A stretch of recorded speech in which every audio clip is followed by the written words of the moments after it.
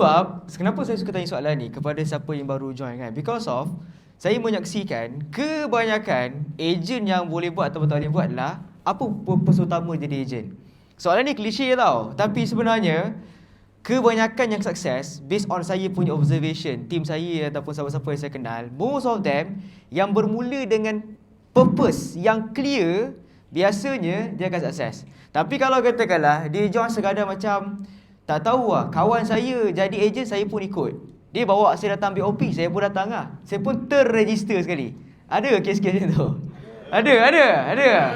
Sebab tu bila dapat information kan, BOP 100%. Yang kawan tu pun, register. Okay, register kan. Dah lah datang sekali kan, kalau tak balik lah tak register kan. So, saya nak bagi tahu, pertama sekali lah, you guys kena clear, kenapa you guys nak jadi property agent? Because of, based on saya punya experience dan kebanyakan kawan-kawan yang sini lain, property industry adalah property industry yang making money industry. Cuma kebanyakan orang buat duit ataupun tak depends on dia punya purpose dan apa dia punya strategy planning.